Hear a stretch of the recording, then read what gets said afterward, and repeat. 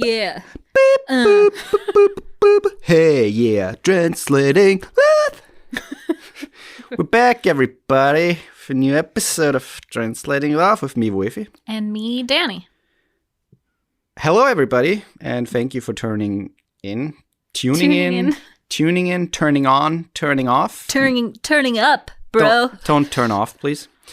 We're back, and I just want to say thanks for everyone who is listening, who keeps sharing, for all the nice feedback. I just got like some really, really nice feedback from a friend of mine who listened to a couple of episodes, and he said that the porn and masturbation episodes stuck out to him, which is weird because most male people are like, oh, I like the episode so much. But it is kind of true because we have if you look at the statistics on that episode, way more male listeners were tuning in. Maybe we should do another episode on that. And I also got the first ever message from a male, like on Instagram, like about the podcast after that episode came out. Yeah, it's weird. But it's kind of understandable.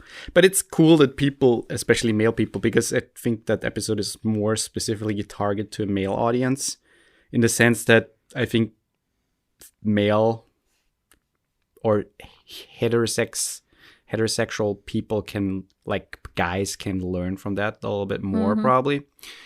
But yeah, we really appreciate the feedback and the love from you people out there. And again, if you like what you hear, please feel free to share. You can support us in a lot of ways by sharing, by going on Anchor page and maybe donating a little bit, or just spread the word and rate the podcast on Apple Podcast. That would be like the nicest thing if you could do that. It would be. And it doesn't take that much time. Right. So, be nice.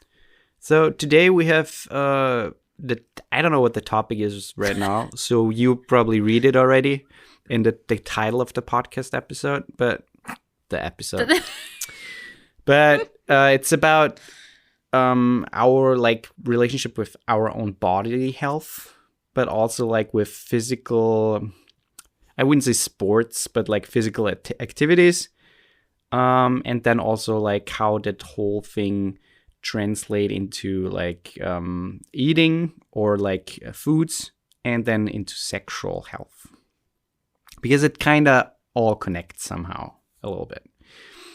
And so I think the first thing we're diving in is to just, like, into our own, like, bodily health, how we feel, how something might have changed in the last couple of years and why. Mm-hmm. And then also, like, the connection to, like, sports or, like, bodily activities, what we do to make us feel better, to like, have a healthy lifestyle, so to say, even though that's, like, a broad statement. And then, but also how that, like, came together in our relationship, and with, like, sexual things changing and getting different again, or, like, getting better. Yeah. So maybe you start. I don't know what to start with. You just listed like 20 different things that you want to talk about. Yeah, let's start with our, like, bodily health. Like, how do you feel about yourself? Do you feel like you changed a lot the last couple of years in terms of how you feel about your health? Health or like how I physically look, or both? It's not about looks necessarily, because you are not, like, in a you're not sick in terms of how you look, you know what I mean? If you're not, like, super overweight where it's, like, becoming a problem for your health. So no, it's about, like, how you feel. I mean, mostly I feel good. There's always things that I want to work on, but I mean, since, you know this, but since 2015 up until really last year, 2 years ago, I lost like 30 pounds, which was like 16, 17 kilos or something like that. Yeah, you started running a lot. I started running. I started going to the gym more, like weightlifting. That's what was really a game changer for me. And I really worked on, like, what I was putting into my body. When did you start going to the gym for the first time, or, like, in a more serious matter? Yeah, in a habitual way. Yeah. I didn't really because I worked at a gym for a long time, but in, like, the childcare, and I rarely ever used my membership there. And then, it's off and on because it's like you want to make a change and then you just don't. The classic, I'm going to subscribe on the 1st of January. Mm-hmm. And then I go once and then it's over. But I started going fairly religiously in the end of 2015 when I moved to Portland. I remember, yeah. Mm-hmm. You went for runs a lot and then I marathons. ran a lot. I did not marathons. No, but like runs. 5Ks. Yeah, like runs. Yeah. Yeah, but races. Yeah, races. I would do 5K races. That's what I mean. Yeah. Never coming out in like any type of first, second, third place. It's probably close to the last place, but I did them. Did you ever run down a ramp? I ran. Yeah, but I started going religiously to the gym, almost every day before or after work, during the week. Lots of weightlifting and stuff, and then changing what I ate. That was a big part of it. Obviously, I think that was the most useful thing for me in terms of losing weight. They say you are what you eat, and I think it's about 70% what you eat in the terms how you look. Then there's genetics, and then there's sports. Mm-hmm. So only like doing physical things are not like. I mean, they say that weight loss is 80%. 80% what you eat. Right. It's funny because did you hate sports when you were younger? Or like physical activities? I don't like this term sports because if you were talking about sports, then yes, I hated playing sports like in gym and stuff. Let's say physical activities like running or like weightlifting or just like playing like a game where you are physically more demanded. No, playing a game or something I really enjoyed. Running I tried to get into because it was like cool to be a runner, like when you were in high school, we had like cross country team. Oh, really? They ran a lot. That was not cool. And we had track and all of that. And I really looked up to those people because I wished that I could run better. But I was at a point where we had to run the mile, is what it was called. Yeah, it was the same with us. Yeah. And they forced you to, but they. I'll figure it out. But the thing is, they never trained you how to run. So it was just like you're expected to run a mile. And there was never any training behind it. Like, how do you run? How do you breathe when you run? What's the best form when you're running? Never. No, we never had that either. We just like ran 50 rounds of that. And I think that, I don't know, I was a really bad runner. I'm still not a great runner. But my running is improved for sure. It's funny, but I hated it when I was younger. I hated it too, and it's so funny because the thing is, for me, it was always easy. Running was always easy for me because I have like this runner type figure. I don't want to brag about it because just I don't like things about my body. No, but you naturally have a runner's body. Right, I have. So I never was struggling with it to the extent where I couldn't do it anymore. I was always able to finish the Cooper Cup or something like that. It was called. We hated it. We went to the gym, class, and we were like, yeah, so excited. We're going to maybe play games tonight, today, and blah blah. And then our teacher was like, today's Cooper Cup or whatever it's called. Oh, we at least got told like a day before. No, we did not. We did not, because he knew if he tells us a day before, people wouldn't show up, or they were like, oh, I'm sick, I can't come today. Like I did always with swimming. I hated swimming in school. All of that stuff I hated. I tried to get out of it as much as possible. Me too. And the thing is, it was never a struggle for me, but I just didn't like it at all. And I started running pretty late, actually. It was like 25 or 26 when I really got into running. And weightlifting and like going to the gym, it was like after my accident, that was like my really, because I knew I had to do something to keep up my form, and also since my main hand was my left hand, then I had to try to count to like balance the whole thing. And so I started going to the gym, and it just made me feel better about myself and how I feel about my body and my self-conscious, conscious, what is it called? Your self image, myself. Yeah. So it made me feel much better. It gave me more confidence. So it was just a mental health and self-confidence booster. Nothing else. I never wanted to like be a bodybuilder or something because I don't have the body for that anyways. Yeah, for me, my motivation was because I was overweight. I wasn't like fat or obese. I wasn't in that category. But for my height, for my age, I was overweight. And my doctor told me, she's like, the path that you're going is not healthy and you're going to have some problems if you don't like get your shit together. While you were like licking your sugary fingers from all the donuts you had before. I mean, the thing is, I did have a really big problem with food. I actually, now looking back, I consider it an eating disorder. I actually want to do an episode on that with like maybe a guest who can tell us more about that. Yeah. But that's just a little teaser.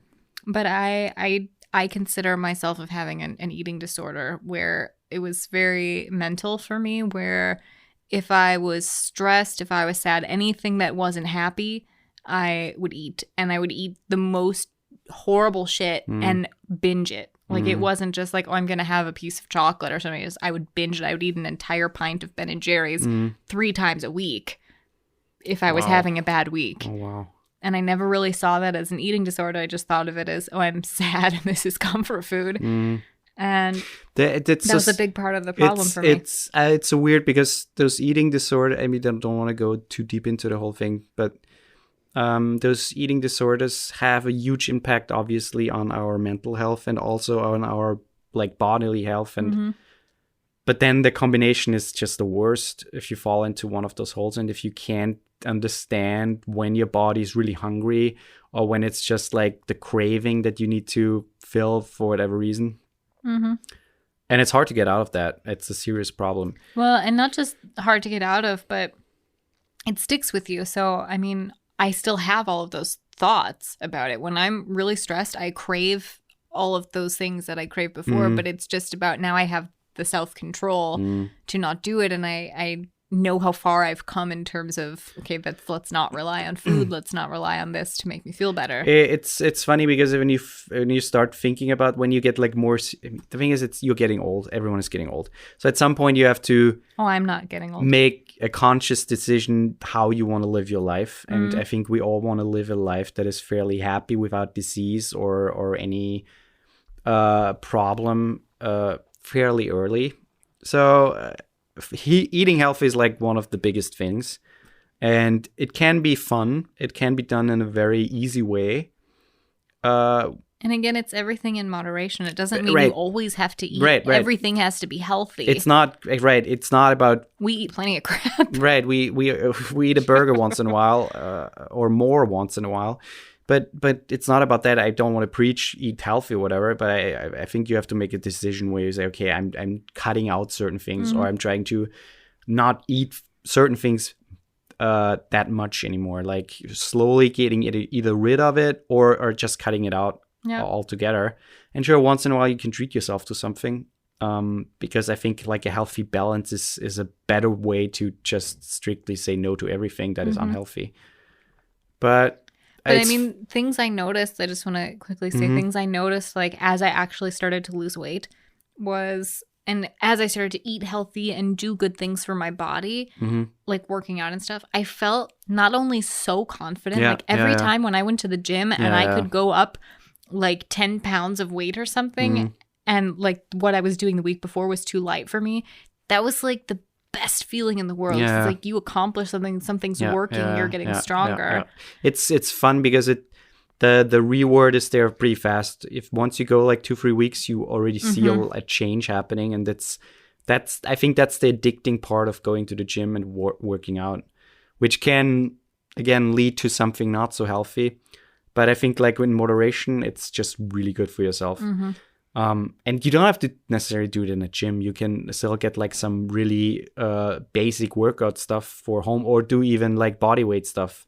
There is a lot of stuff you can do without basically any You'd be surprised how much you can tone up and gain muscle just by using your own body weight. Or even just lose a little weight.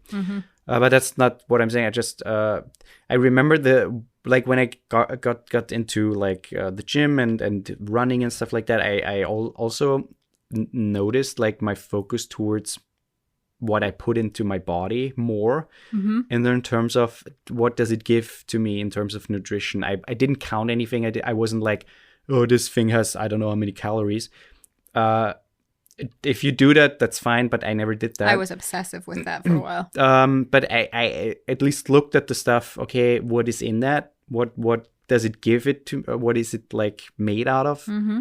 And what does it give it to me in terms of nutrition? And I already like changed my diet a little bit. Back then, I still ate meat, but I turned to more like the health Lean meats, right? Even though I was also not true, I ate a lot of like red meat. Because if you read about all the stuff, when you want to gain muscle and stuff like that, red meat and chicken. I mean, chicken is lean meat. So I ate a lot of that stuff. But still, there was already a change happening. And then, we talked about that with anxiety and stress and everything. My at some point, your stomach, especially if you eat a lot of crap when you're stressed, it's like classic. You don't have time. You don't feel like you have time to cook something. Mm. You just want a quick meal, and then you turn to, really shitty fast food or microwave food or whatever. And then, of course, at some point, your body says, "Okay, stop." If your body says that, if you can listen to the symptoms.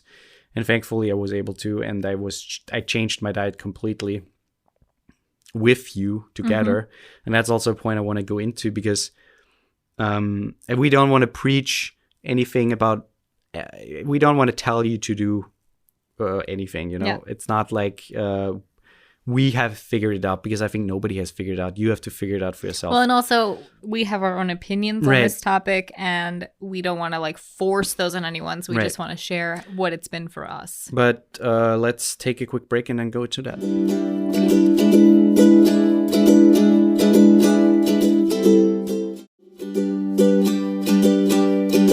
And we're back. So, in 2018, 2018. we basically changed our diet completely. We went vegan. And that was a weird decision, because I remember a couple of like months prior to that point, I was still in the mindset that I could never do that. Me I too. could never cut out that stuff, etc. And I had the worst stomach problems, and I had stomach pain all the time. I went to the ICU, not ICU, to the ER. I went to the ER. I went to doctor visits. I had multiple very uncomfortable what is it called, like not operations, but like doctor's visits where they looked into my stomach and stuff like that. And procedures, thank you. And I couldn't figure out what was wrong. And of course my doctor was like, yeah, if you're stressed a lot, that can be a thing. But of course my doctor was like, take that. But that never really helped. It helped for maybe a couple of days, and then the symptoms were back. And I had to make a conscious decision. And the easiest, or if you look everything online up, nobody tells you to go vegan, but they tell you don't eat that, don't eat that, don't eat that. And what those things are, a lot of them are dairy. It's dairy. Meat. It's meat. It's everything that is more greasy. It's everything with specific animal proteins. It's stuff that your body has to work harder and more to digest. And so I cut all of that out. And which was not hard at that point, because we were basically vegetarian. We had meat once in a while, maybe once a month, if even, but we were basically living vegetarian, I would say. I would say so too. So we cut all of that stuff out. I didn't drink any milk. We had cheese once in a while. I mean, we weren't really big milk drinkers anyways, except in coffee. Right. Or cereal. Cereal, yeah. But that was it. And cheese was hard, guys. For you. That was hard for me. For you, yeah. It's not anymore. Now it's easy, but that was hard at first. But we cut that out, and we basically switched from one day to the other to a vegan diet. And it was the best decision we ever made, or I ever made. I think so too. 100% I agree. Looking back, Besides, I have to say something cheesy besides marrying you, because that was the best decision I ever made. That's nice. No, my personal best decision was when I bought the TV we have upstairs. And then comes going vegan, and then the getting new married. Xbox. That was a good decision. Okay. But that wasn't a decision. That was a gift. then my camera, my new But one. the Xbox was a gift. You can't count that's that true. as a decision. Nah, the best decision was marrying you too. That's true. Nice. But second, after that, there comes the being vegan. And again, we don't want to preach anything. We don't want you to feel bad about your decision, what you eat, whatever. Do what is good for you. Do what makes you happy. This is purely on just like a health standpoint of how it is for us. For us, right? How we felt about it. Mm-hmm. And a lot of things changed after that because, first of all, I changed a noticeable difference in my gut health. Me too. It took like 30, not 30, Days? No, like half a year, 6 months to 8 months until my gut completely adjusted to that thing. Mm-hmm. But what's weird is I also noticed a massive difference in my gut health, and I didn't really even have like noticeable problems with my gut health. The weird thing, is and so I talked to a client the other day, which is weird because we talked about like we had whatever, but I talked to a client about being vegan because of course it came up because we had like food, and it's funny because you live your life, you eat the stuff you eat, and you have not so good digestion once in a while or more often, maybe once a week. And you just think it's normal because or you stop noticing. Or you stop even noticing because it becomes normal. It becomes a normal. And when you talk to other people, it's the same for me. I have like loose stool every other day, stuff like that. So you don't really notice it as being like not an alarming thing. It's not alarming, but it's not normal in the sense that your digestion should, if you go to the doctor, your doctor tells you your digestion should be a certain, consistency, a certain color. And it became normal, and I noticed looking back that I had problems way before I even had like this really severe symptoms. Mm-hmm. And once we changed to the vegan diet, all of a sudden I had like normal poop again. I had the best gut health, and not only that changed, but also like my view on, first of all, on the dairy industry and the meat industry. And we all know that meat is destroying the planet in the capacity that it's produced. We all know that like fast, cheap meat is not healthy in the way it's produced. And it's the same with dairy. We all know that stuff. But once we went vegan, we opened up Mm-hmm. to those problems more, and we got more aware of those things. I mean, for me, it was interesting because my choice to go vegan was partly because you were doing it because it's just easier when you're in a relationship. If you are on the same or similar diet, and it just wouldn't have worked. It would have been really difficult otherwise. But I had also been contemplating it for a while and was also of the opinion I could never do this. How could I ever give this up? And I had been vegetarian for 10 years, and then I was not vegetarian anymore for a couple of years, but still not like overindulging in meat. And for me, going vegan, the main draw to it was for the animals. Right. And I think for you, it was for gut health, and then animals came after that. But it's so interesting also environment. But that's exactly what my point was, is that once we went vegan, we opened our eyes to so much more, like so many more benefits of being vegan. And so like all of these things that I never would have guessed changing your diet could affect. And for me, that was the most fascinating thing, to just keep discovering all of these things. It's first of all, it's a process. You learn more things, and you the longer you go, you notice more things. You notice more differences.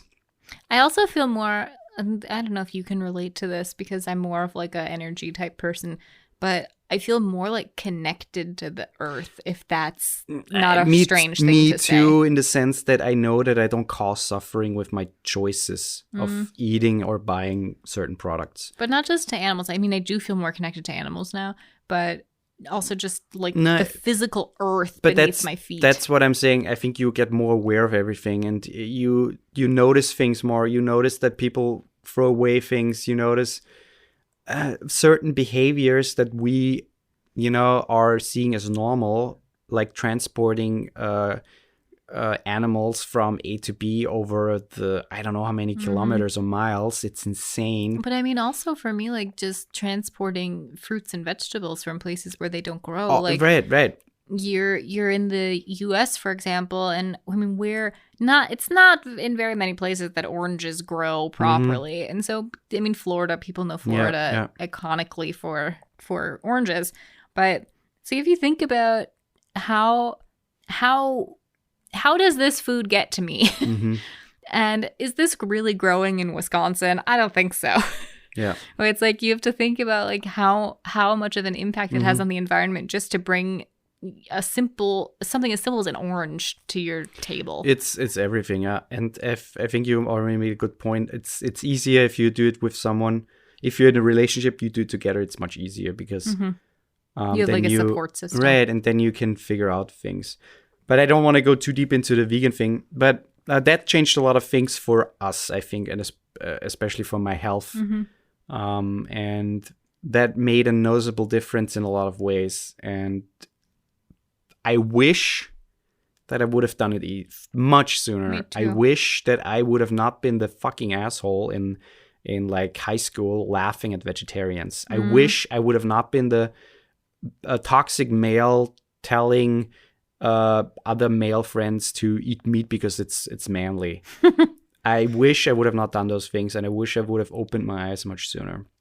But again, do what you do. It's just how we or I experienced it and how it happened and how I perceived the whole thing. It's my path, and your path is totally valid, whatever you do.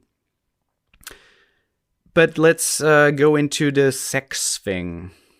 Because it's funny, we watched the one documentary, was The Game Changer on Netflix. I think it's on Netflix It's on now. Netflix, yeah.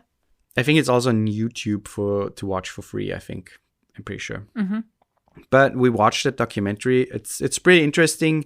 It's probably debatable from the things what they say, and maybe some things are weird in terms of the science behind it. But there were some points that stuck out. And for example, they did like this test where they measured like the boner, like night boners, and how hard they were and how long they lasted, and compared from vegans to non-vegans. No, but wasn't it not just between vegans and non-vegans? Wasn't it just if they ate vegan for a and day? And the two, yeah, right. Eating vegan for one day versus not eating vegan for one day. So it was 3 people, a vegan, 1 person who had a vegan food the day before, and the meat eater. Right. And they noticed that like with the vegan food, the boner was much harder and longer. And while watching that, I was like, there was a light bulb going on in my head. It's like, it sounds like a scientific talk, and then you say boner, and it just makes me laugh.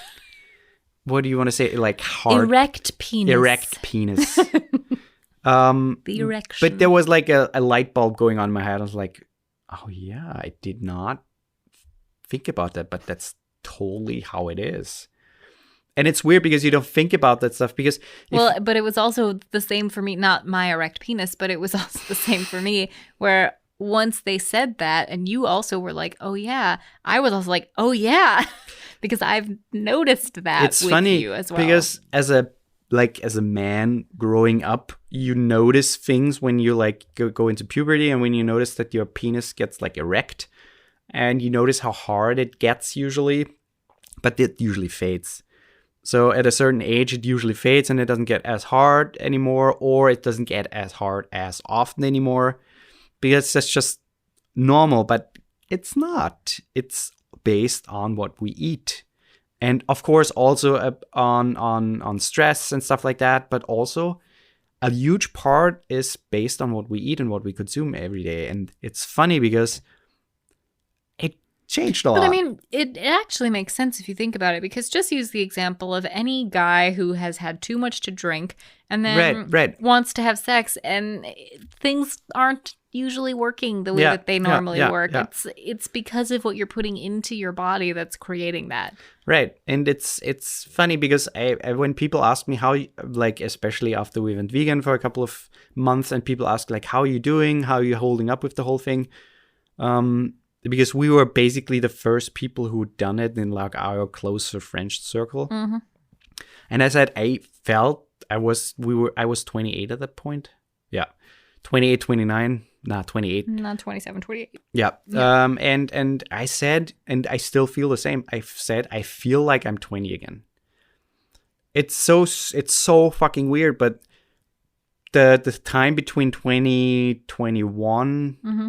until I went vegan, I felt like I got older so much more. Like I felt Me too. tired. I felt I couldn't do certain things as, like, you know, efficiently. I didn't have as much, like, energy anymore, stuff like that. It was, like, slow, but it was noticeable.